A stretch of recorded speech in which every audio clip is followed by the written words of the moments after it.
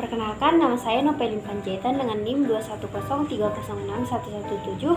Saya dari Prodi Peternakan kelas C. Di sini saya akan menjelaskan mengenai bagaimana sintesis yolk, albumen, dan juga kerabang. Yang pertama, saya akan menjelaskan mengenai bagaimana sintesis yolk. Jadi, yolk ini tersusun dari 50% air dan 50%-nya adalah protein dan lipid dengan perbandingan 1:2. Lipid dalam yolk ini berbentuk lipoprotein. Padatan yolk yang mengandung fosfoprotein ini juga disebut sebagai fosfitin lipoprotein, lipovitelin atau H-desintrilipoprotein atau HDL, atau disebut juga sebagai kolesterol baik. Dan juga karbohidrat yolk adalah polisakarida dalam bentuk mannose glukosamin.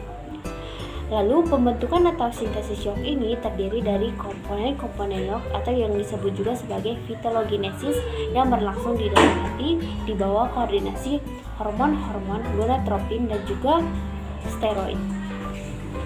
Di sini saya sudah menyiapkan skema.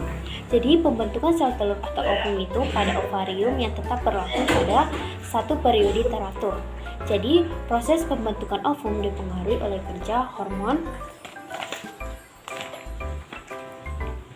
gonadotropin yang dimana diproduksi oleh kelenjar hipofisa anterior atau adenohipofisa yang berpusat di hipotalamus.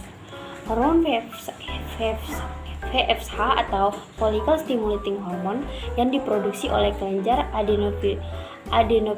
adenopofisa ini berperan dalam merangsang pembentukan ovum-ovum yang sudah masak. Jadi folikel yang sedang dalam perkembangan ini akan mengeluarkan estrogen, di mana estrogen ini merupakan senyawa-senyawa steroid yang dihasilkan oleh dua buah sel, yaitu sel interna, sel TK interna dan juga sel granulosa, di mana sel ini berfungsi untuk pembentukan yolk, albumin, dan juga cangkang telur. Selanjutnya, saya akan menjelaskan mengenai sel hormon steroid, di mana yang pertama sel TK dan juga sel granulosa. Jadi sel granulosa ini terdapat kolesterol, di mana kolesterol ini sangat berperan penting dalam pembentukan hormon steroid atau hormon reproduksi. Kolesterol ini diubah menjadi progenolen, lalu menjadi progesteron. Lalu progesteron ini akan berubah menjadi androstenediol. Lalu androstenediol ini akan berlangsung di sel TK, di mana sel TK ini berubah menjadi testosteron. Dari testosteron ini akan berubah menjadi 17 beta estradiol yang kemudian diubah menjadi hormon estron. Lalu saya akan menjelaskan mengenai sintesis albumin.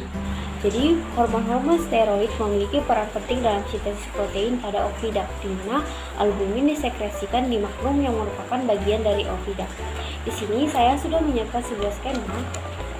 Jadi estrogen larut dalam lipida melewati membran sel, kemudian diikat oleh reseptor estrogen, di mana kompleks estrogen akan membentuk menjadi 5S, di mana bentuk 5S ini akan membawa pesan ke dalam nukleus, lalu berinteraksi dengan kromosom, lalu menyebabkan gen tertentu dibentuk menjadi mRNA atau messenger RNA. Lalu messenger RNA ini akan meninggalkan nukleus menuju ribosom, lalu berubah menjadi protein yang lebih spesifik seperti albumin atau gualbumin dan juga protein khas telur lainnya. Lalu yang ketiga, saya akan menjelaskan mengenai sintesis kerabang. Jadi hormon steroid dan prolaktin terlibat dalam pembentukan kerabang telur melalui proses yang kompleks, ditandai dengan peningkatan secara periodik hanya ketika dalam fase bertelur dan meningkatnya total kalsium plasma. Di sini saya sudah menyiapkan sebuah skema. Jadi kalsium binding protein atau CABP telah diidentifikasi dari kelenjar kerabang dan diketahui bertindak sebagai transport kalsium. Jadi plasma darah ini terdapat Ca++ dan juga HCO3- di mana berfungsi sebagai buffer atau larutan penyangga. Lalu akan ditransfer oleh mukosa sel kelenjar kerabang menjadi Ca++, di mana Ca++ ini ditransfer menjadi cairan dalam kelenjar kerabang. Lalu terdapat CO2 dan juga H2O, lalu akan berbentuk menjadi H2CO3. Lalu H2CO3 ini akan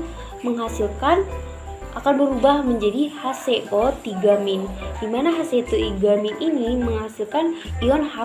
Jadi ion H+ ini akan berinteraksi dengan Ca++.